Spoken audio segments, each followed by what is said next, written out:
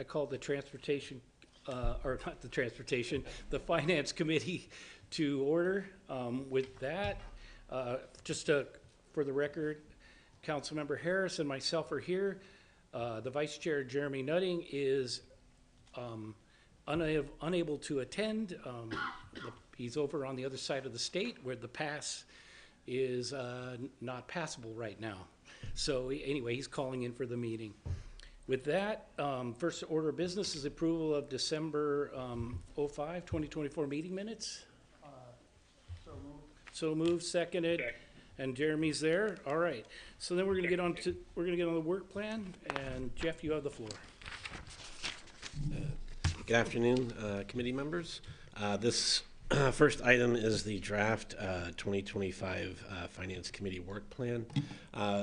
Conceptually, I kind of think of this as a baseline, kind of a draft work plan. For one reason, it's not a budget year, so that's a little bit less activity than normal. And secondly, it's, we'll be monitoring the general fund throughout the year. Other items, including reviewing some policies, some finance policies. So it's kind of a starting point, and I'm sure as the year goes on, as issues arise, we can include them and add them to our agendas. So this is really kind of a starting point, and if there's thoughts by committee members on adding items to the work plan, that's perfectly fine. Okay. Go ahead, Councilmember Harris. Well, thank you, Jeff. Can you sort of, expand on the capital asset policy review? So we're looking at a number of financial policies, if not all of them, which was work that was actually started last year. With capital assets, what capital assets are is an asset that the city would buy that's worth a certain amount of money over a certain threshold that we wouldn't recognize that expense all at once. So for instance, if the city bought a building that's over $25,000, we would do what's called capitalization. We'd recognize the asset, and then over time, if it was an asset that depreciates, we'd recognize the depreciation over a number of years. So one of the things that we'd look at with that policy is just look at, is our threshold appropriate for our operations and for our financials? And so that's kind of where the starting point is, and then so we plan on taking a look at that. Okay, well, if it's appropriate, I would like to add an item or determine if it is. So I did a scrape of the 2024 Marina Master Plan, and the remaining projects from 2025 to 2040 are $81,270,500. And so I would ask the Finance Committee to task for some kind of plan of finance. It's 15 years to do 81, and then I did my little future value of money calculator, and then, I, started looking around for single malt. So is that something that, I'm just, if it's a municipal facilities thing, great, but I just want to find out how to do that. Yeah, I think that that's something that we'll be looking at anyways this year under Catherine's guidance as they're working on it. Yeah. So that could be something we can bring to Finance Committee to discuss. Okay, I just wanted to make sure that it was something that you put into your, because you're already, it sounds like you're, doing everything except, taking tickets. So I wanted to make sure you had time for that. And Councilmember Harris, so what Jeff and I have talked about, because I want to make sure it aligns with what you're thinking, is to take the CIP plan, look at debt capacity, revenue coming in, and kind of marry the two to get a sense of what is our timing. And then if it doesn't work with the need for those projects, you would then have to look at generating additional revenue. I just looked at the Reed Middleton thing, and basically when they said things were going to wear out, and what things have failed, and I looked at what we have, under construction, And then, and I just took the stuff on the core, this is just the core business. Not waterfront zone, not Redondo, not nothing, this is just seawall and docks and electricals and stuff. And it's 81 million, and it's 15 years. And some of those things are, you know, scheduled to fail before then. So I just wanted to have some kind of sense of like, we're gonna do this, and hypothetically, here's how you would get to money for it. And if it's as basic as saying, you know, beg a congressman, and I'm sorry, I'm not trying to be flip, but I think having that in front of the council's face would be useful. So, thank you. I agree. I think we can add that in. And then also, I think it will show us if we have an issue on revenue, which I mean, I think we know big picture we do, but looking at rates and fees and things like that. So we will do that and we can add it to the plan. Much appreciated. That's it. Yeah, oh, thank you. Councilmember Nutting, did you have anything that you saw in the work plan that, or we wanted to add?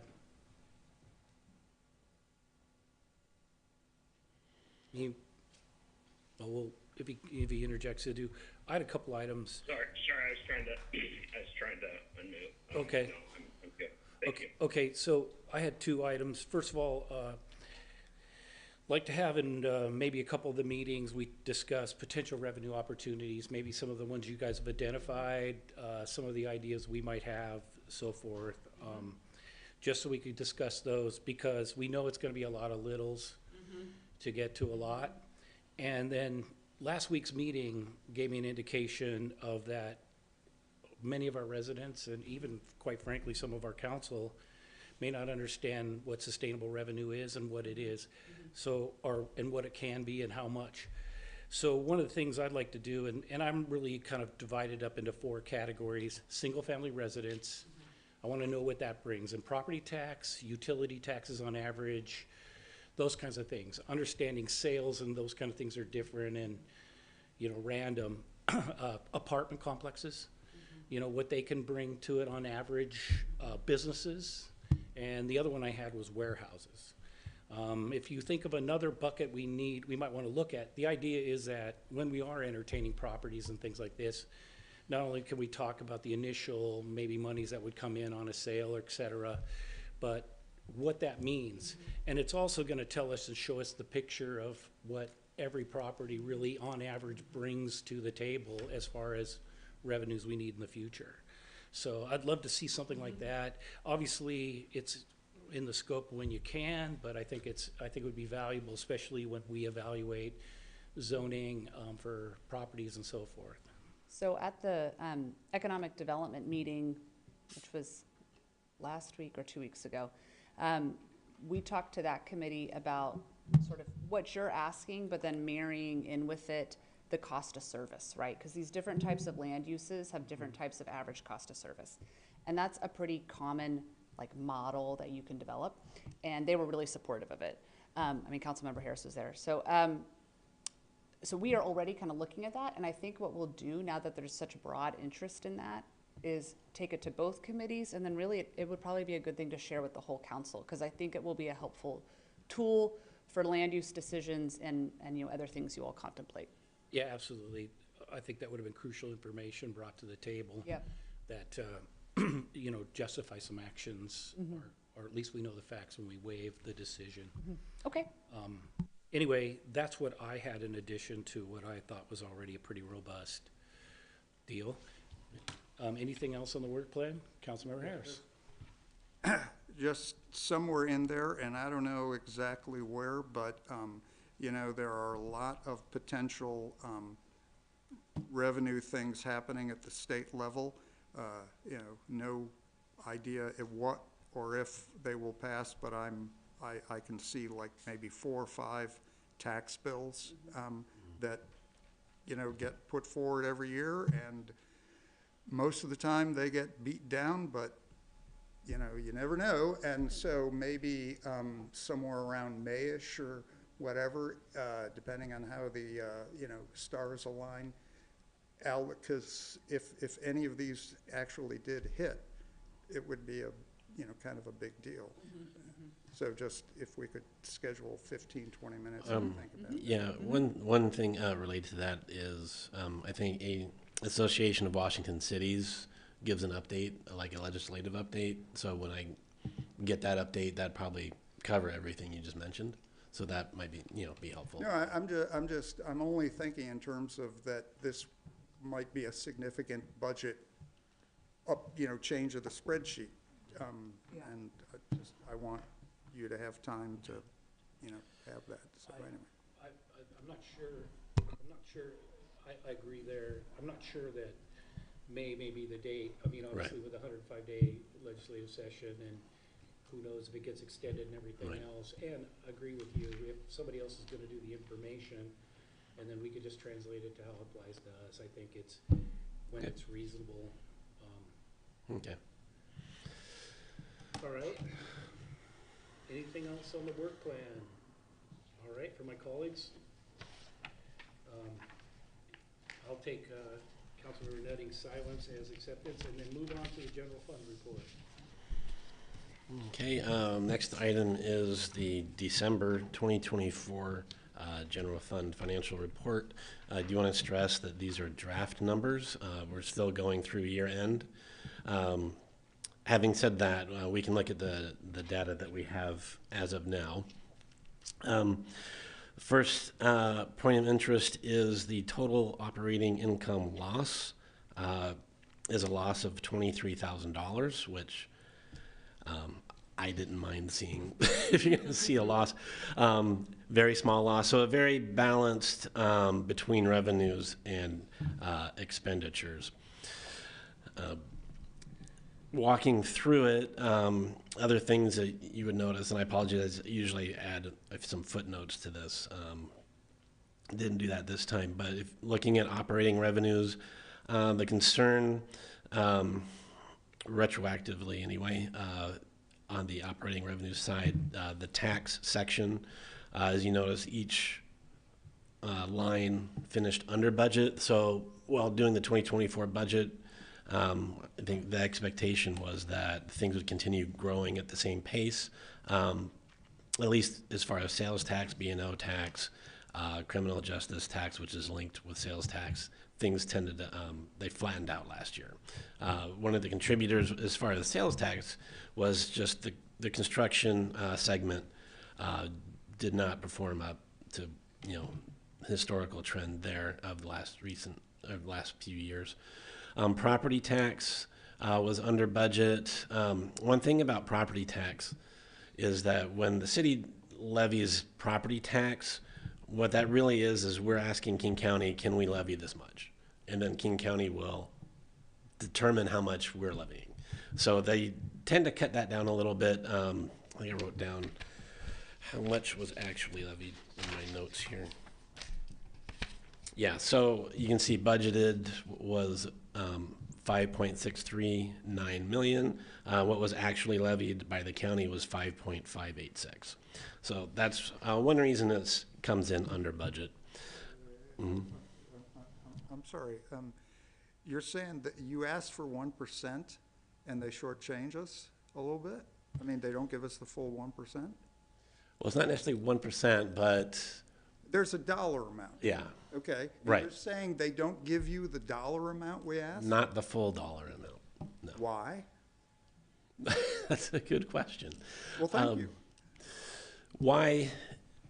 No, I'm and not if sure. it's an offline thing, or if Yeah, it's an it's probably- RCW or something, but I'm just like, I mean, this is like 50,000, it's not like, It's related because the assessed values aren't official at the time that we're making the levy. And so then they get adjusted down when they actually have their their official determined assessed valuation. okay, I'm not trying to grandstand or anything. No. There's just a petty factor to this that I just want to make sure that I'm not missing something. Oh, no, when I learned the same thing, I reacted similarly. Oh, good. No, I got to say, no, thank you. I don't want to be doing something just, to, yeah, okay. But So basically, they basically, at the end, they know the number, and then they make the slight adjustment to whatever. Right. It was what you can calculate in the beginning, it's it's close, but it's not gonna be exactly. Right. Is that what you- Okay. Just real quick, I did the quick math. So you were, 0.008% from being balanced in a budget. That's pretty damn good. Man, you're perfect, man. Good job. Thanks. Utility taxes, I was gonna walk through a few items, not every line item. Utility taxes were a little bit under budget, mainly due to natural gas, performing a bit less. Natural gas of all the utilities tends to be a bit more volatile, due to pricing and consumption and the weather. Sales tax we've talked about. I had a question from Councilmember Harris, about where the cannabis excise tax shows up on the report. It shows up on the intergovernmental line. I'm not sure exactly. Our coding is prescribed by the state. The state puts it there. Not sure what the rationale is for that.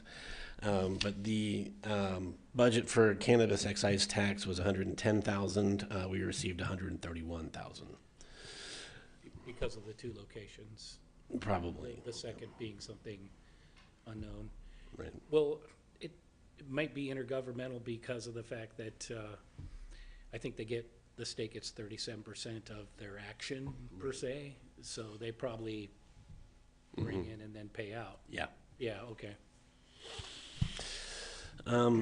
Another line of interest, other fees and penalties, you'll see is $244,000 under budget, and the reason for that is because we originally budgeted the Redondo speed cameras here before the legislature basically tightened up the restrictions, and we had to move that out of the general fund.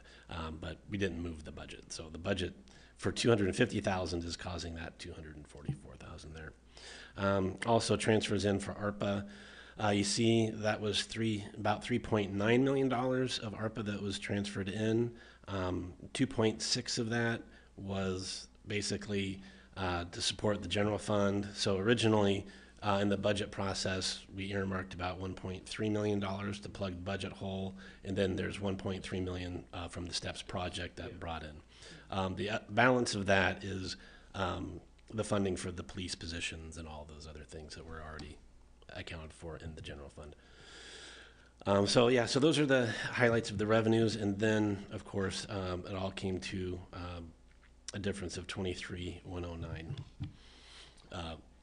operating loss. Obviously, you're finalizing the numbers, and they'll change slightly. Yeah. And will you be putting any kind of amendments before the council? No, we can't, because we can't do that after December 31st. Okay, all right. This may be a fool's errand, but we did just approve 2 new fiber providers. Yes. And is there any internal discussion as to what that revenue opportunity might be? They seem pretty aggressive about providing more service.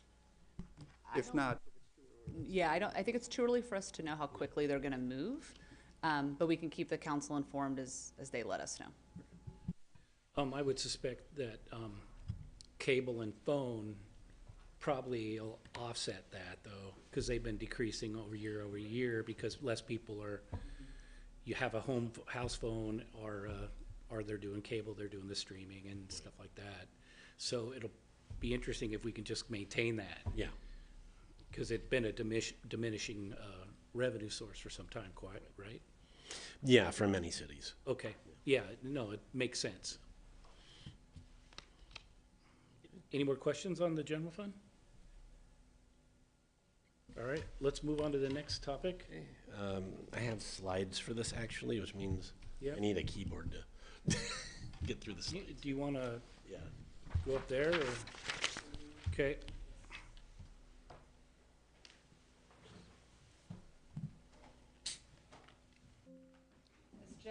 As Jeff is getting that, I'll say, first, I heard council comments loud and clear during the budget about this item. So really, the purpose of this is just to, you'll see it on the last page, check in on, is 15 million still the amount we want to have? Is this still what we want to do? We're not making any recommendations to change, we're simply sort of checking in with the council. Okay. So, non-recurring, one-time versus recurring revenue. We've touched on this a couple times. So according to the Government Finance Officers Association, recurring revenues are the portion of the government's revenues that can be reasonably expected to continue year to year with some degree of predictability. Property taxes are an example of recurring revenue. A settlement from a lawsuit is a good example of non-recurring revenue. Some revenue sources may have both non-recurring and recurring components.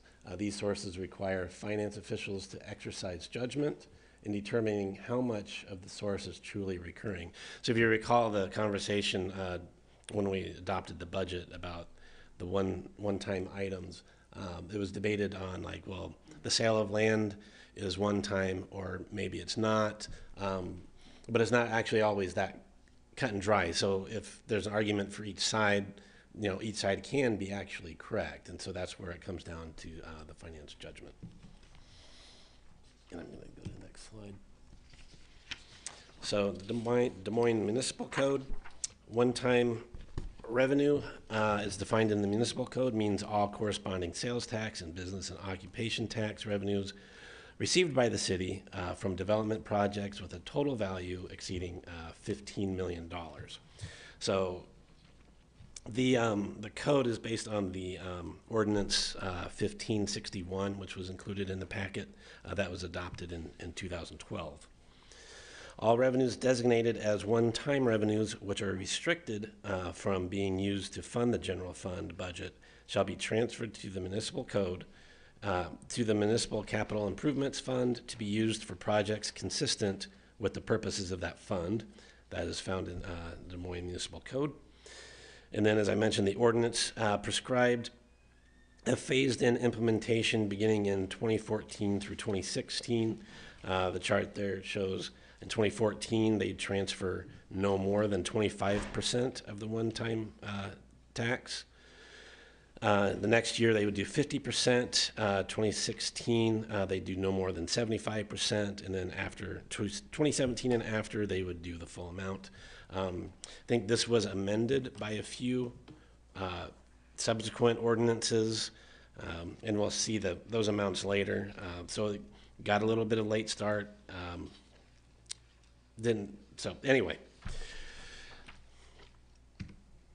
So this is the process as set up by the code. On the left, you have development projects that are permitted out to a value over $15 million. The city receives sales tax and BO no tax and categorizes that as one time. And then that goes into the general fund. And then it goes from the general fund and then it's transferred into the one-time tax fund, which is Fund 309, which is a capital projects fund. So this is the history of transfers, and this is why I was referring to that though there was that phased-in approach beginning in 2014, you see that nothing really happened until 2016 when about $500,000 was transferred in. There were subsequent transfers from the general fund to the one-time tax fund, which is in the column on the end.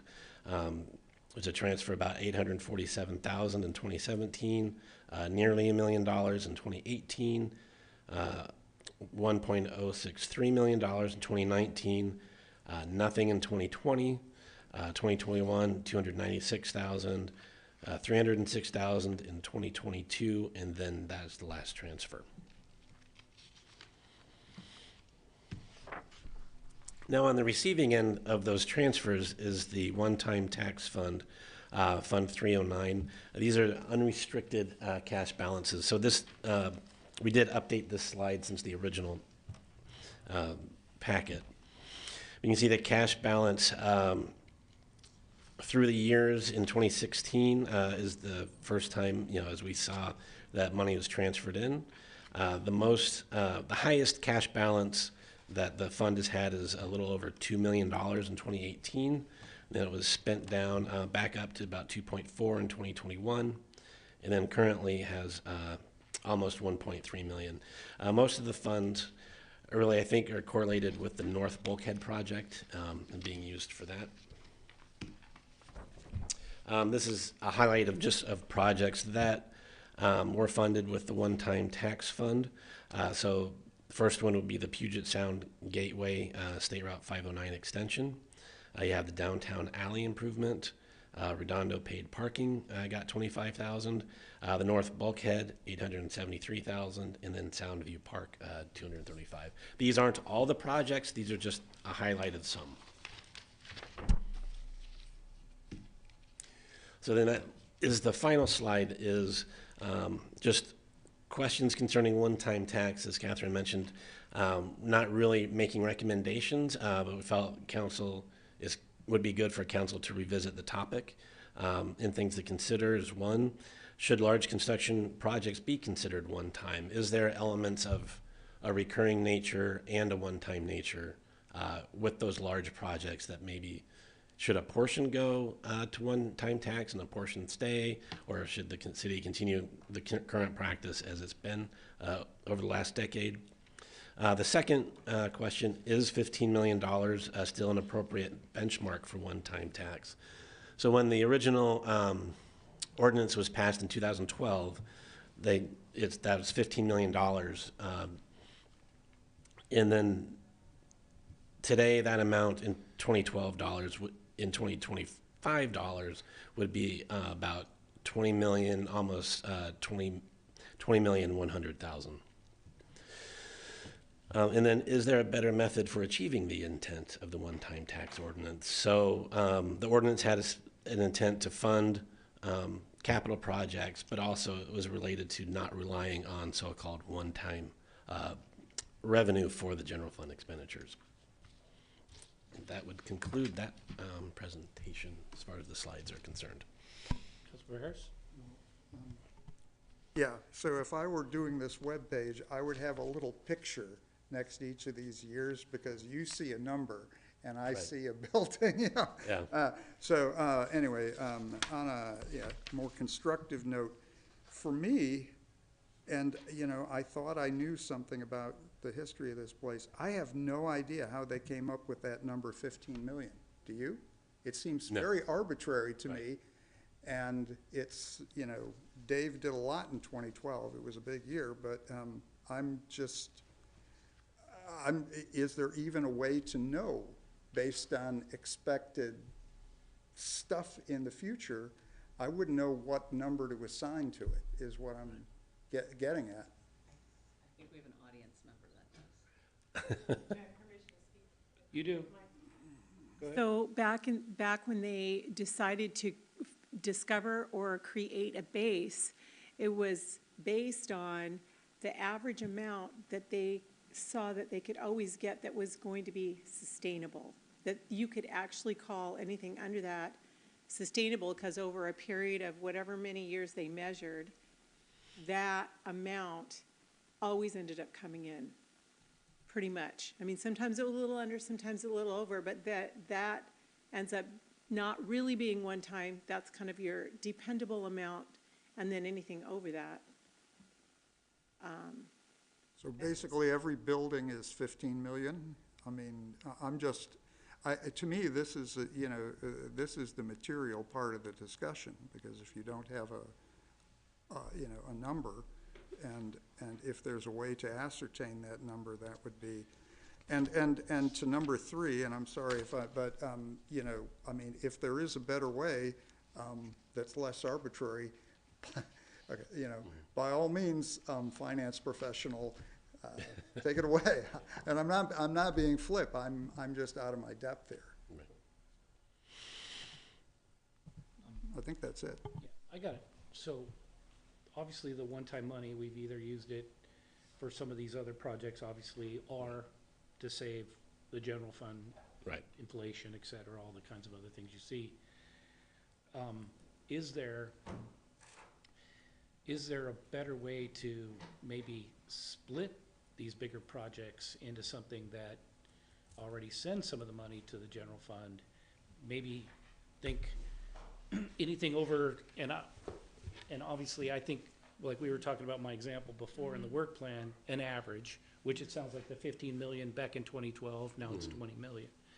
And I don't know if that's the right number, we keep something like 15 because of that, but is it where we do it and then there's an agreement to split that? So a portion's gonna go to the general fund and a portion's gonna be reserved for projects, with the idea that we wouldn't siphon off on our need unless we absolutely had to, you know, which has been somewhat of the case, but more of it be going to where it's been traditionally going in the first place.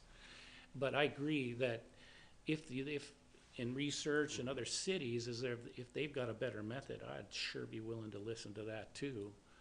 But as far as adjusting for inflation, I'm more of the inclined to keep it at something like 15 arbitrarily and then split it rather than, you know, but like I said, if there's somebody that's got a better way, that they seem to be more defined to distribution where they're not having to make these adjustments on an annual basis, I'd be for it. Councilmember Harris? Thank you. And after you're done, I'm gonna check with Councilmember Nutting if he's got any comments. Yeah, and I've already spoken, so if he has something. You know, for whatever reason, the idea of tithing just popped into my head, or perhaps saving for college. And so maybe one way to think about it is to defer this discussion until after we develop some kind of needs analysis a few months from now.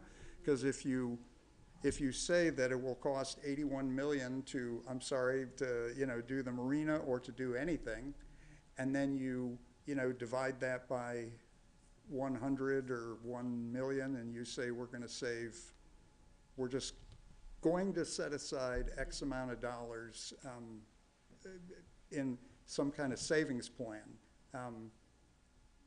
Yeah, I don't know if that's worth consideration, but that's all. Councilmember Nutting, do you have any comments? Yeah, thank you, Chair. Yeah, I like the idea of, you know, seeing if there's a better way out there. You know, Dave did a lot of work on this, and I just, you know, I'd like to know if the 15 million is, I know it's quite a bit more, you know, 5 million more, 6 million more in today's dollars than it was back then. And, you know, I'd like to see a little bit more information, and I do. Councilmember Harris and I rarely agree on things, but I you know, like analysis too later that we're going to be doing later in the year to even have much more of a discussion on it.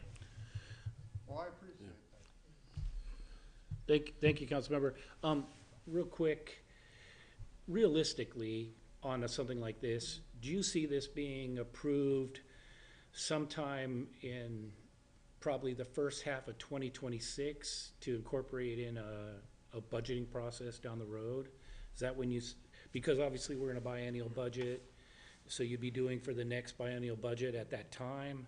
Do you see more realistically being that far down the road, maybe formulating the policy over this year for something that gets put in an updated ordinance then? So if we come back with more analysis, which we can, and the Finance Committee had a recommendation for the council, we could revise the 2026 budget to incorporate the new method if there is one. I mean, we've all struggled with the one-time monies, Yeah. right? So, I mean, the other thing I'd say is what your recommendation is, what would be best?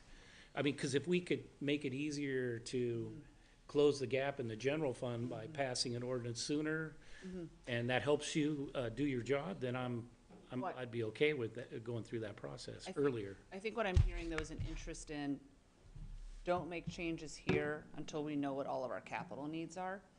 And so we've shared with you all some of the work we're going to be starting as it relates to the marina kind of capital improvement plan, which is really what their master plan is.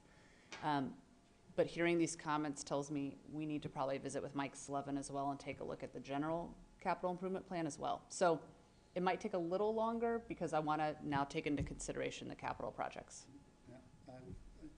I got one other thing to say, is that I know for a fact that, like, you know, my predecessors, they thought of it as, it conceptually, at least in part, as a nice-to-haves fund, okay? That we would set aside money, and as it built up, we could do these nice things that we always wanted to do, okay? I think the city has shifted into a must-have mode, which is conceptually different. And so, to me, this discussion is more about a needs analysis than setting aside money, you know, and, oh, we happen to have a couple of million to do that lovely amenity that, you know. So I think it should be needs-based, and I guess that's kind of what I'm hearing here, so I'm done.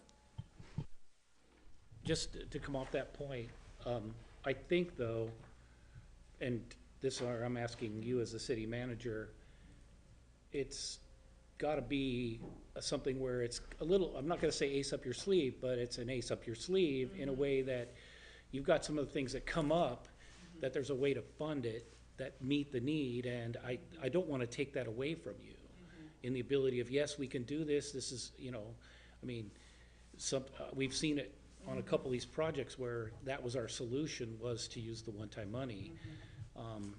So that's another question in this analyst. What I wanna make sure is that our policy in the one-time money allows you to have the right tools in the box to not only cover the gap in the general fund, but also to have that room to move that around or basically make the recommendation to. So keep that in mind when you come back is, you know, what we're trying to do is make you win and succeed, and that's, whatever we do in this policy, I wanna make sure that reflects that, more than anything. I think right now it's been this big, you know, him-haw and orchestrated theater, when really, we probably should have had a better dispensation all along. So come back with that. I really wanna hear a recommendation, from you guys that makes it work best for you. Okay, understood. Yeah. Any other comments, Councilmember Harris? Okay, how about you, Councilmember Nutting? Good, Chair, thank you. All right, hey, Jeremy, thanks. I know we'll see you at 6. With that, do I have a motion to adjourn? So moved. And seconded? Seconded. All right, Jeremy, we'll see you a little bit later tonight, or hear from you Thank you. anyway. Yep. Meeting's adjourned. Thanks. Good job. Thanks.